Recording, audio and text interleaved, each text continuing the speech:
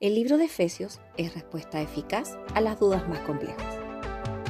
En este estudio lo descubriremos juntos con el pastor Leobaldo, elevando vidas. Bienvenidos a Biblia Fácil.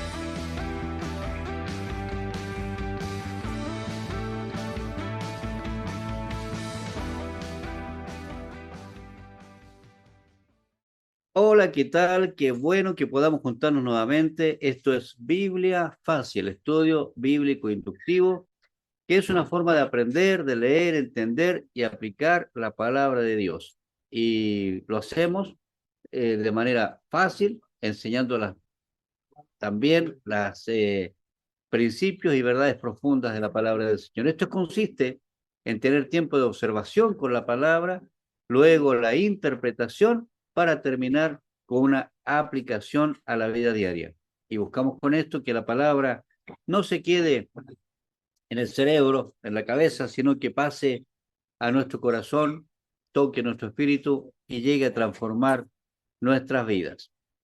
Así que vamos ahora a la lectura del libro de Efesios, donde vamos a descubrir las riquezas de Dios en Cristo Jesús. Si usted tiene su cuadernito ahí, lo vamos a leer la versión Reina Valera 1960. Usted tiene las otras dos versiones para poder comparar y ahí nos vamos a entregar entonces con eh, la lectura. Lo primero que vamos a hacer la lectura completa al libro de Efesios. Lo que buscamos es cierto que usted vaya, mientras vamos leyendo, seguramente usted ya ha leído más de una vez, eh, siendo un libro tan pequeño, lo hemos leído yo creo que ya, si no cientos de veces.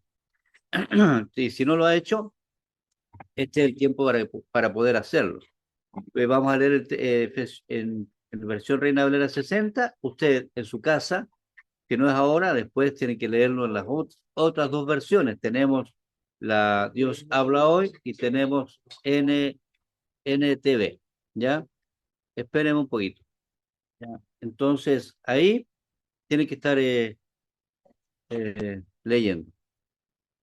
Ahora bien, tenemos que identificar mientras leemos las palabras claves, resaltarlas y en el cuaderno ir marcando estas palabras y ir anotando especialmente aquellas palabras que te llamen la atención. Escuche con mucha atención, leamos juntos, porque aquí en este solo capítulo está el cúmulo de palabras eh, que nos va a entregar muchos principios, mucha doctrina. Así que atención con lo que vamos a leer. Recordemos que el libro de Efesios fue escrito por el apóstol San Pablo entre el año 60 y 62, desde la prisión de Roma. ¿Ya? Recordemos que Pablo, si bien estaba en prisión, pero estaba en una casa, ¿ya? Que él podía arrendar y en Roma podía predicar la palabra en la casa, pero no podía moverse de ahí. Tenía arresto domiciliario. Era un privilegio que tenía como ciudadano romano. Recordemos que Éfeso es la ciudad más importante, una de las ciudades más importantes de Asia Menor, y donde estaba el culto para la diosa Diana. ¿Ya? Esos eventos ocurrieron ahí, que lo vimos ya la semana pasada, en el libro de los Hechos. ¿Qué vamos a ver acá? Que el capítulo 1 hasta el capítulo 3 descubrimos que hay doctrina bíblica. Y en el capítulo 4 al capítulo 6 vamos a ver la práctica. ¿Ya? En Efesios 1 vemos que es el párrafo más denso de toda la Biblia, según algunos estudiosos, ¿ya? Y por eso que nos vamos a ir con calma aquí en este párrafo. Y el versos 3 al 14 es una sola oración en el griego original. Son como detalles para antes de comenzar la lectura. Como texto clave, ¿cierto? Bendito sea el Dios y Padre de nuestro Señor Jesucristo, que nos bendijo con toda bendición espiritual. Efesios 1:3. Efesios 1:3.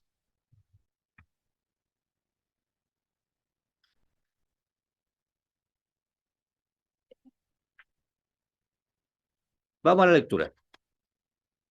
Pablo, apóstol de Jesucristo por la voluntad de Dios, a los santos y fieles en Cristo, en Éfeso, que están en Éfeso, gracia y paz a vosotros, de Dios nuestro Padre y del Señor Jesucristo. Bendito sea el Dios y Padre de nuestro Señor Jesucristo, que nos bendijo con toda bendición espiritual en los lugares celestiales en Cristo, según nos escogió en Él antes de la fundación del mundo, para que fuésemos santos y sin manchas delante de Él, en amor, habiéndonos predestinado para ser adoptados hijos suyos por medio de Jesucristo, según el puro afecto de su voluntad, para alabanza de la gloria de su gracia, con la cual nos hizo aceptos en el amado, en quien tenemos redención por su sangre, el perdón de pecado, según las riquezas de su gracia, que hizo sobreabundar para con nosotros en toda sabiduría e inteligencia, dándonos a conocer el misterio de su voluntad, según su beneplácito, el cual se había propuesto en sí mismo, de reunir todas las cosas en Cristo en la dispensación del cumplimiento de los tiempos, así las que están en los cielos como las que están en la tierra. En él, asimismo, tuvimos herencia, habiendo sido predestinados conforme al propósito del que hace todas las cosas según el designio de su voluntad, a fin de que seamos para alabanza de su gloria, nosotros, los que primeramente esperábamos en Cristo, en él también vosotros, habiendo oído la palabra de verdad, el evangelio de vuestra salvación, y habiendo creído en él, fuisteis sellados con el Espíritu Santo de la promesa, que es las arras de nuestra herencia hasta la redención de la posesión adquirida para alabanza de su gloria. Por esta razón, también yo, habiendo oído de vuestra fe en el Señor Jesús y de vuestro amor para con todos los santos, no ceso de dar gracias por vosotros, haciendo memoria de ustedes en mis oraciones, para que el Dios de nuestro Señor Jesucristo, el Padre de gloria, os dé espíritu de sabiduría y de revelación en el conocimiento de Él, alumbrando los ojos de vuestro entendimiento para que sepáis cuál es la esperanza a que Él os ha llamado y cuál es la riqueza de la gloria de su herencia en los santos, y cuál la supereminente grandeza de su poder para con nosotros, los que creemos según la operación del poder de su fuerza, la cual operó en Cristo, resucitándole de los muertos y sentándole a su diestra en los lugares celestiales, sobre todo principado y autoridad y poder y señorío, y sobre todo nombre que se nombra, no solo en este siglo, sino también en el venidero. Y sometió todas las cosas bajo sus pies, y lo dio por cabeza sobre todas las cosas a la iglesia, la cual es su cuerpo, la plenitud de aquel que todo lo llena en todo. Bien, ahí tenemos entonces el texto completo, el capítulo con los 23 versículos, y como ven, ahí ya yo tengo destacado varias palabras que ustedes pueden ir también anotando. Pero ahora para ayudarle, ¿cierto? Esto es lo que tenemos que hacer. Subrayar con el color, ¿cierto? De la categoría que tengas tú en tu Biblia. Cada uno puede elegir los colores que quiera y las figuras que se le hayan ocurrido, ya los símbolos. Y luego vamos a hacer una lista juntos. Yo ya tengo esa lista, pero tú tienes que trabajar en tu propia lista a ver si coincide, ¿cierto?, con la mía. Lo más probable es que coincidamos. Anotar la palabra, anotar el versículo donde está la palabra. Y en esta parte nosotros nos preguntamos qué dice el texto, a quién va dirigido, cómo está dicho, cuándo se dijo y por qué se dijo. Esas preguntas son las que nosotros ya estamos respondiendo en lo general para el libro de Efesios con las clases anteriores que hicimos antes, algunas de ellas. Entonces ahora vamos a ver de lo que leímos, reflexiona un poquito, ¿qué palabra te impactó más del capítulo? ¿Y por qué? Bueno, hay palabras muy interesantes aquí: redención, adopción, predestinación, y que nos van a llevar a una conversación bastante interesante, productiva, edificante.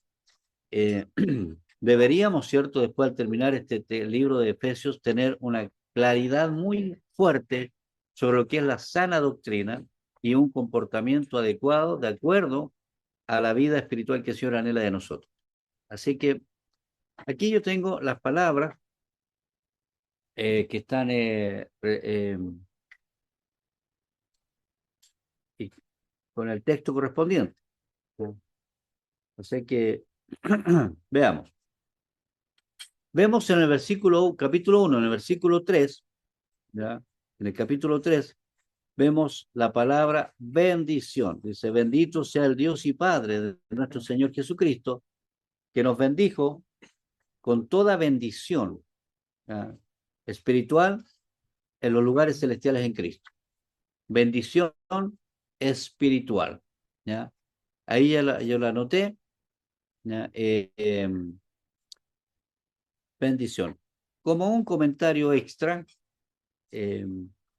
aquí está ese Pablo, el versículo 1, apóstol de Jesucristo por la voluntad de Dios, a los santos y fieles en Cristo Jesús que están en Éfeso.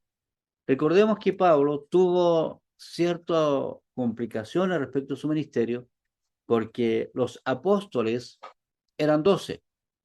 Cuando Judas generó la traición y se quitó la vida, los apóstoles eligieron a un nuevo discípulo como apóstol que fue, junto con el Espíritu Santo, que fue Matías.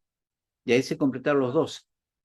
Entonces, algunos criticaban el ministerio de Pablo diciendo, ¿por qué tú te llamas apóstol si apóstoles son solo aquellos que han estado con Jesucristo y con ciertos requisitos todo el tiempo? Y tú no conocías a Jesús hasta después de que Jesús había resucitado. Y entonces él defiende su ministerio diciendo, bueno, yo soy apóstol no porque los hombres me hayan nombrado apóstol. Yo soy apóstol porque sí tuve mi encuentro con Jesús, y él se refiere a la conversión que tuvo cuando cayó, ¿cierto?, por causa del brillo de luz, cuando iba camino a Damasco a perseguir la iglesia. Entonces él dice, yo en ese momento tuve mi encuentro con Jesús, y yo lo vi, porque después tuvo también su experiencia personal, que también la relata en una de sus cartas. Entonces Pablo en sus cartas tiene esta característica de decir, si yo estoy escribiendo como apóstol, es porque el Señor me ha llamado. Hay un llamado de parte del Señor. Debemos decir que no era un loco que se creía apóstol, porque posterior a esto los discípulos aceptaron el apostolado de Pablo, tanto así que se relacionaba eventualmente con Pedro, él daba cuentas a la iglesia también. Entonces no era uno que anduviera como, bueno, yo soy apóstol y no me someto a nadie. No, él era apóstol, pero se sometía tranquilamente a Pedro y a la iglesia que estaba, que lo envió. Él daba sus informes correspondientes, tenía un orden, ¿ya? Y esto es muy, muy, muy fundamental e importante. Podemos ver que el apóstol San Pablo era un hombre absolutamente ordenado en las cartas que él escribe. Cómo escribe cada una de sus cartas, cómo las presenta, cómo se expresa, y cómo su historia de vida nos refleja que era un apóstol absolutamente sometido a la forma que los otros apóstoles tenían también. Sin embargo, él hace hincapié en que él es apóstol de Jesucristo por la voluntad de Dios. Y luego habla, ¿cierto?, de las bendiciones. Usa la palabra espirituales, ¿sí? Bendiciones espirituales. La palabra gracia, como digo, es la palabra que es tan importante para nosotros, poder tenerla, marcarla, subrayarla y pedirle al Señor que nos traiga una revelación muy clara de lo que significa la gracia para nosotros. Por otro lado, la palabra gloria es otra palabra que aparece por toda la Biblia. Es una palabra que tenemos que aprender a descubrir acerca de la gloria del Señor.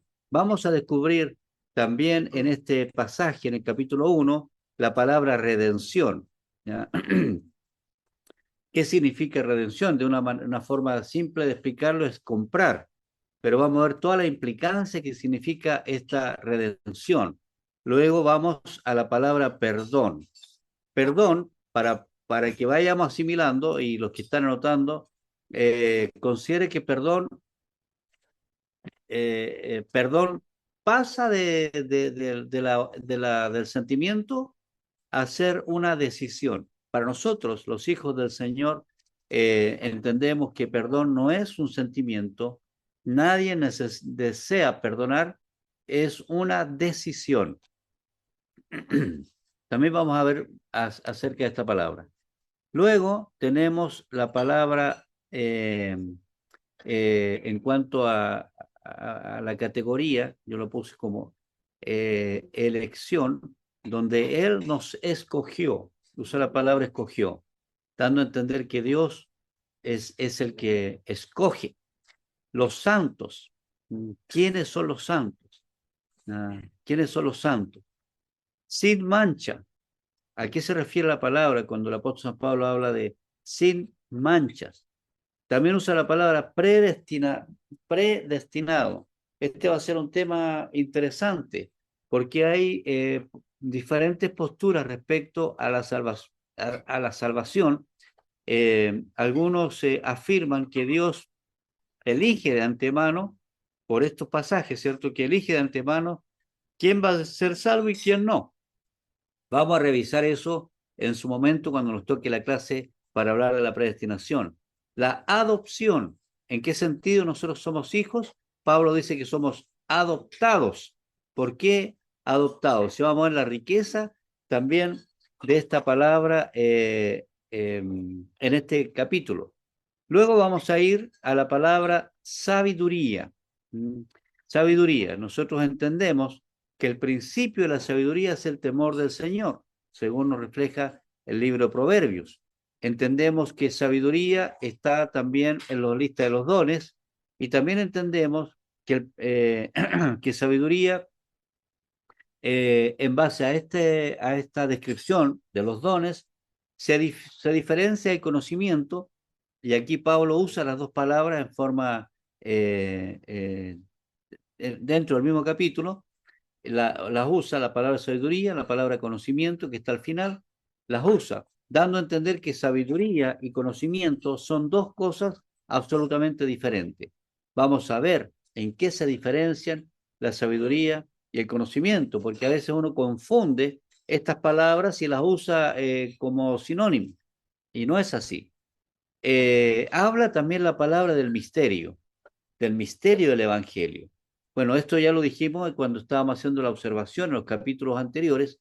eh, eh, Vimos que el misterio al que se refiere el apóstol San Pablo, a lo menos en este capítulo, o sea, en este libro, es la capacidad de Dios de hacer de ambos pueblos, del pueblo judío y de la iglesia, un solo pueblo.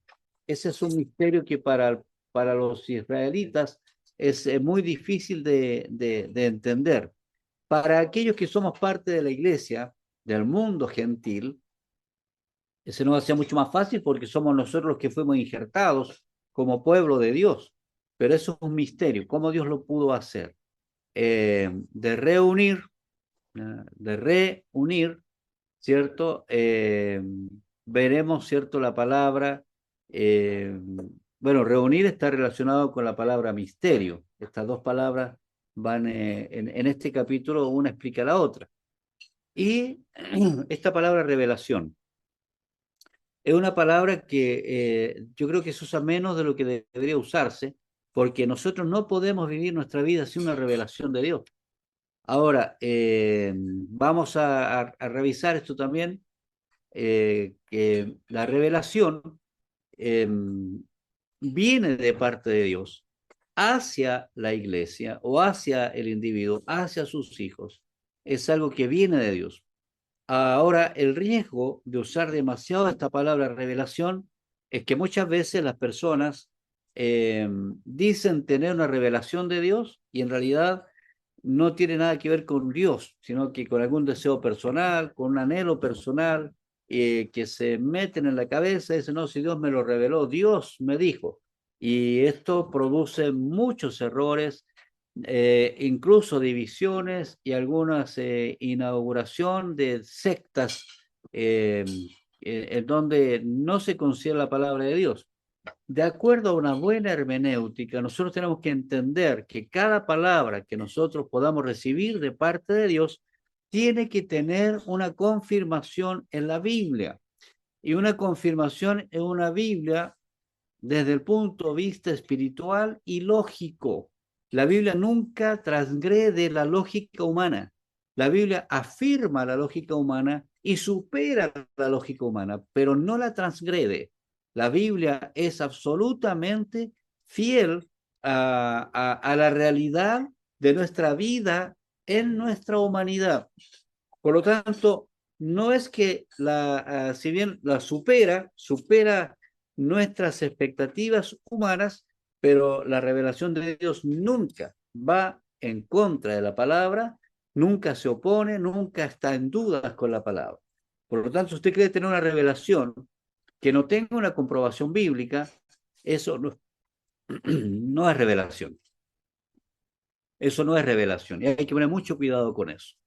Por otro lado, viene la palabra que ya lo mencioné, palabra conocimiento, ya, referido, ¿cierto?, a los dones, como lo dije anteriormente, son expresiones que a veces la gente la usa como sinónimo, sabiduría, conocimiento, pero en realidad no tienen el mismo significado. Se parecen, se confunden, pero no tienen el mismo significado. Vemos en este capítulo también la palabra esperanza, esperanza. Ya algunos dicen que la esperanza es una fe a largo plazo, una forma de decirlo. Pero Pablo también está refiriendo la esperanza acá en este capítulo para que nosotros nos demos el tiempo de analizar la esperanza como parte de nuestra vida espiritual, de nuestra forma de vida. El Hijo de Dios vive siempre con esperanza, vive esperando y vive esperanzado. Una palabra que a mí me gusta, es una de mis favoritas en la Biblia, además de gracia, es la palabra poder, dínamos, es dinamita de Dios. Cuando Pablo dice, no me hago vergüenza del Evangelio porque es poder, dinamita. Y yo me gusta esta palabra porque recuerdo cuando vivía allá en el norte, en Calama, había oportunidades en que hasta Calama se sentían los truenos, las tronaduras que hacían en la mina de Chuqui, un fuerte temblor que ya nos acostumbrábamos a escucharlo. Cuando estábamos viviendo luego en la ciudad de Chuquicamata, era mucho más normal. Todos los días, me parece que era a las 12 del día, había una tronadura y todos sabíamos que ¡pah! Se remecía toda la tierra. Temblores intencionados. Y eso se causaba no sé si realmente con esta modernidad se usaba la dinamita todavía, pero en el origen la minería trabajaba con dinamita. Y dinamita es la que destruye la roca, la aniquila y permite profundizar ahí. Entonces, cuando hablamos de poder, se me viene la imagen un montón de dinamita que está dentro de nosotros, fuera de nosotros, en el Espíritu Santo, en fin. Hay mucho que decir de poder. Y luego nos habla de la palabra iglesia. Vamos a analizar en su momento esta palabra iglesia, que en forma sencilla uno dice significa los llevados afuera, pero también hay una significancia ahí en la palabra eclesía, que nos lleva a disfrutar con mayor riqueza el ser iglesia. Y también vamos a entender que iglesia es diferente a templo. Nosotros tenemos que aprender a usar bien las palabras. Y la gente hoy día usa muy mal la palabra iglesia. La gente dice, estamos construyendo la iglesia. La iglesia no se construye, la iglesia es la que fundó el Señor Jesucristo y somos todos los santos, todos los que hemos sido los hijos de Dios, formamos la iglesia. Y cada uno de nosotros En el aspecto espiritual somos templo del Espíritu Santo. Por lo tanto, somos la iglesia cuando estamos todos juntos y somos templo, nuestro cuerpo es templo del Espíritu Santo. El otro es un edificio, un auditorio, llámenlo lo que quieran. Pero el templo somos nosotros, el templo es nuestro cuerpo y la iglesia somos nosotros. Por lo tanto, no se construye un templo, se construye, ¿cierto? Un auditorio, se construye, bueno, podemos llamarle templo, vamos al templo a adorar, pero no a la iglesia. Ahí podemos afirmar que la iglesia se reunía todos los días en el templo, que era el templo judío, mientras podían entrar todavía, pero luego no se podían entrar al templo judío. La iglesia siguió reuniéndose siempre en las casas. Donde quiera que tú estés, donde quiera que haya 2 o 3 reunidos, se junta la iglesia. Eso es iglesia. Ahora, el que esté distribuido en casas no significa que haya un desorden, que cada uno hace lo que quiere. Hay un orden establecido, tal como vimos al principio el apóstol San Pablo, es un apóstol que se sometió al orden que estaba establecido por los apóstoles que estaban antes que él y el Espíritu Santo. Y la iglesia se construye, la iglesia se edifica en base a la unidad con el Espíritu Santo y a un orden establecido que lo da también el Señor. Así entonces tenemos la palabra iglesia. Luego usa la palabra plenitud, ¿ya? Que es una palabra bien interesante, que nos habla, ¿cierto?, de completo, de completo. En traducción, nosotros usamos para nuestro estudio plena, la vida plena, ya es que tiene todos los componentes necesarios para, ¿no? Y luego seguimos con las palabras que hablan de herencia. Eh, Importante este tema de la herencia. La, la, la herencia cobra un valor interesante cuando la persona fallece. Es como el hijo pródigo que le pide la herencia a su padre, ¿ya? ¿Y qué tipo de herencia le pide? ¿Y qué tipo de herencia tenemos nosotros? Si somos hijos, somos herederos. ¿De qué somos herederos?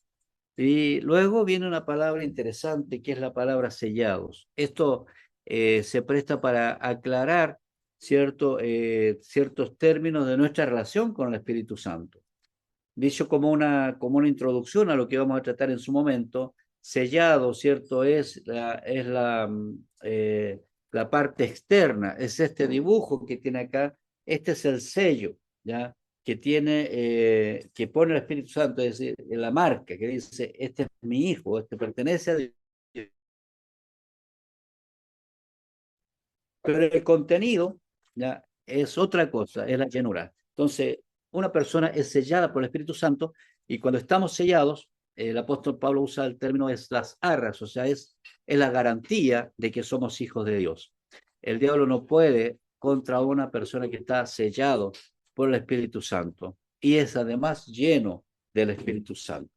Luego habla de las arras del Espíritu, que como dije es como la garantía, es como el pie. Mira, yo te voy a pagar el pie para asegurarme, me traigo el auto, el pie, lo sigo pagando. Entonces, el sello nos da la gando. Así funciona esta relación de palabras. Y bueno, después vamos a ir viendo, yo creo que alcanzamos hoy día todavía a ver algunas de las que ya mencioné. Espero que la hayan alcanzado a notar todas las palabras, porque todas tienen una significancia teológica muy, muy hermosa y nos va a aclarar muchas cosas también. Para nuestra vida va a ser muy interesante.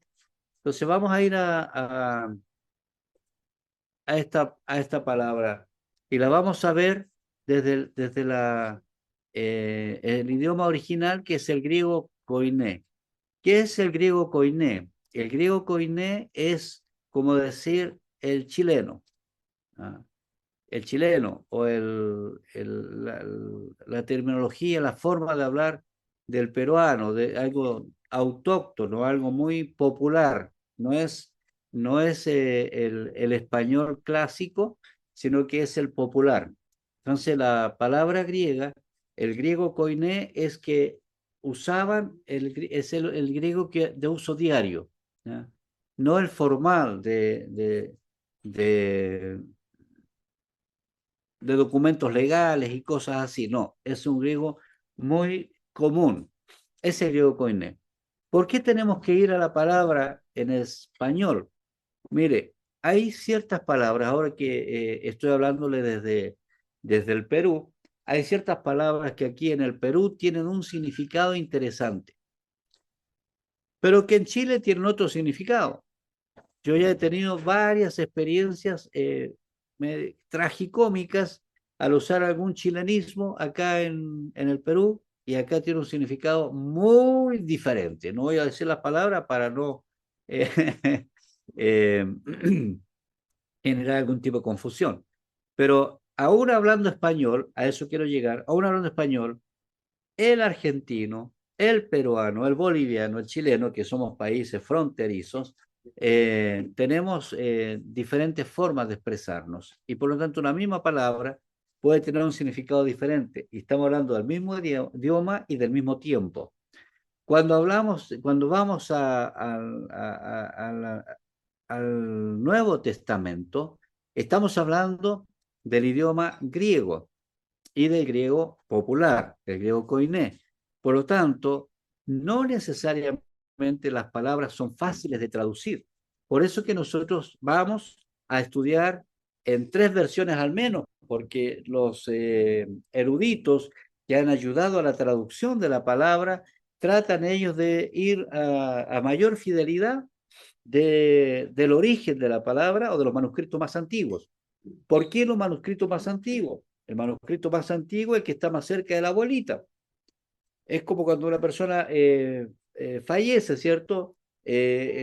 O se trae el recuerdo, mira, yo estuve los últimos días, estuve con tu abuelita, y siempre que una persona fallece, todos tratan de ver qué fue lo último que dijo, o quién estuvo a luz, mira, justo me hizo una seña antes de irse, o me dijo una palabra, y esa palabra queda como que esa persona tiene como cierta autoridad, porque fue el último en estar en la persona que se fue.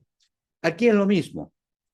Los idiomas, digamos, los textos más originales son los que se acercan más en años al tiempo de Jesús y de los apóstoles. Y por lo tanto son los que tienen más autoridad. Mientras más antiguo, más autoridad tienen, porque estaba más cerca en el tiempo del origen cuando se escribió esa palabra.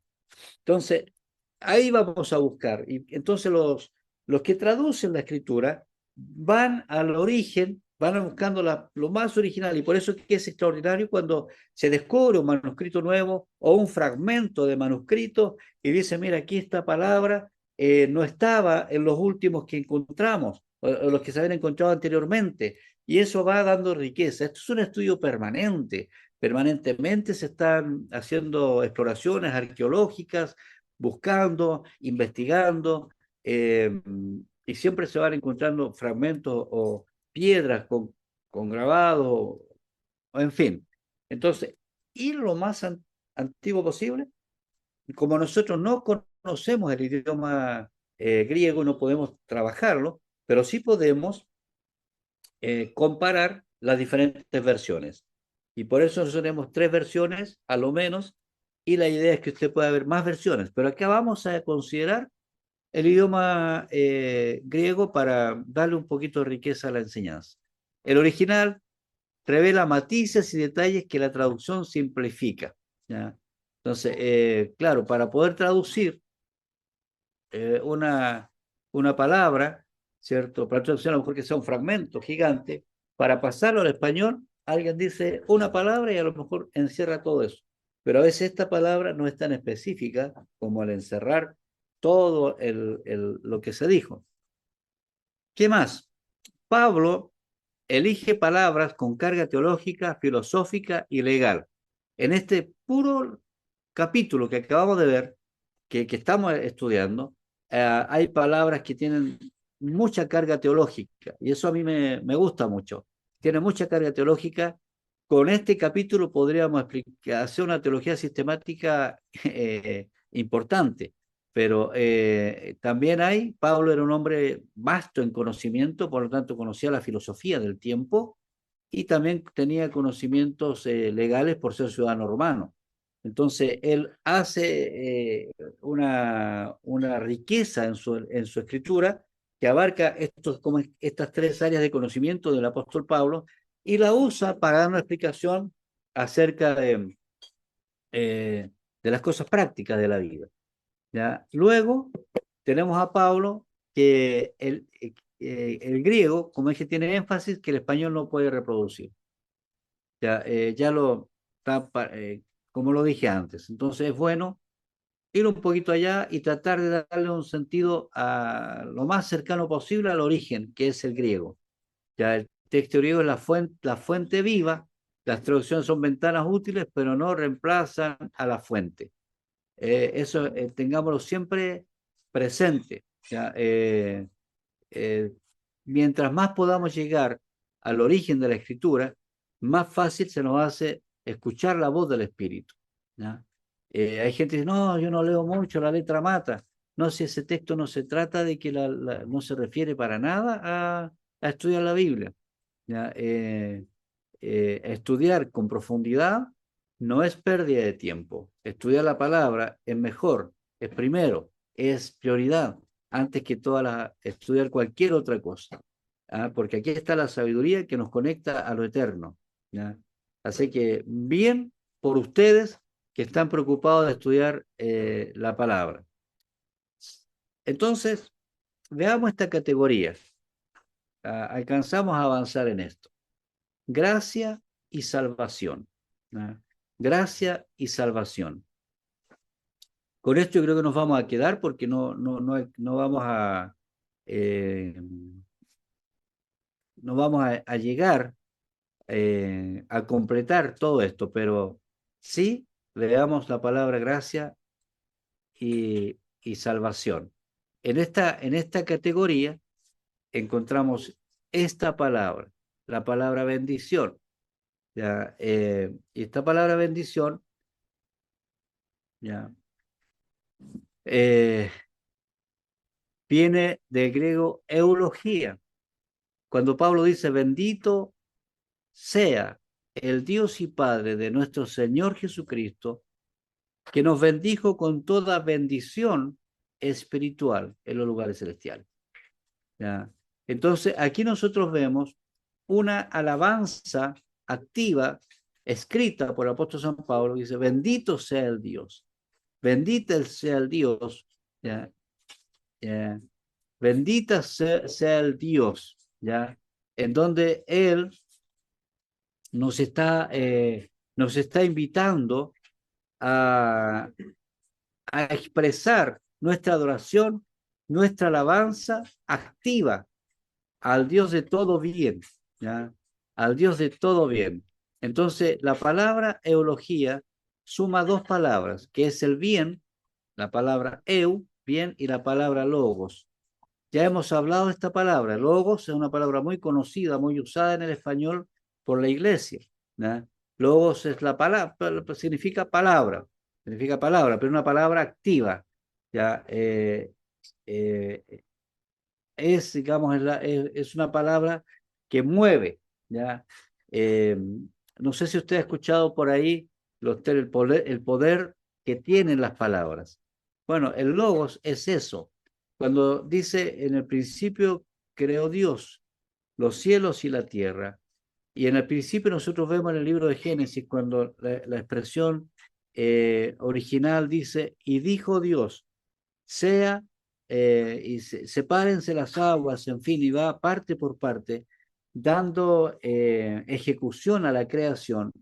Cuando dice, dijo Dios, esa palabra, dijo Dios, es el logos. Y cuando hablamos de logos, ¿ya? Entonces también entendemos que la palabra es acción. Como la palabra es acción, en Juan, el evangelista, Juan el evangelista, él habla de que Jesús es el logos, es la acción. Entonces, cuando habla de de bendición está hablando de una acción, ¿ya? De algo concreto, ¿ya? De algo concreto que se mueve, porque la palabra es dinámica, ¿ya? Entonces no es que venga y te siembren cosas nomás, sino que es declaraciones de bendición de parte de Dios para nosotros. Él es el Dios de todo bien y nuevas son cada mañana sus misericordias. Entonces, cuando nosotros entendemos esto, vemos que Dios es un Dios dinámico, no es un Dios que tenga un margen o un cuadro, que esté dentro de un cuadro que podamos nosotros clasificarlo con sencillez. Las bendiciones de Dios son infinitas y por lo tanto son activas y son palabras de Dios, declaradas de Dios para nosotros. Por lo tanto, tomar en la escritura cada bendición que está, que son cientos, si no miles, bendiciones de parte de Dios para la humanidad, para ti y para mí, tomarlas y apropiarse de esas bendiciones con palabra viva, no es un error, es un acierto, porque Dios es un Dios de bendición, ¿ya? Que nos bendice, dice, eh, con toda bendición espiritual, es decir, con toda palabra de bien. Toda palabra de bien, entiéndase, todo Jesús activo. Cuando el Señor dijo, estaré yo siempre con ustedes, es un Jesús activo, no es un Jesús pasivo. Cuando alguien por ahí escuchaba alguna oración y dice, Señor, gracias por ser tú el testigo silente de nuestras acciones. ¿Cómo va a ser Jesús el testigo silente de nuestras acciones? Él es un testigo vivo, presente, activo, y que a través del Espíritu Santo se comunica con nosotros para guiarnos y para llenarnos de todo tipo de bendición. Con esta sola palabra, nosotros podemos entender que no es posible estar de la mano del Señor, decir que somos hijos de Dios, recibiendo todo tipo de bendición y además vivir lleno de quejas.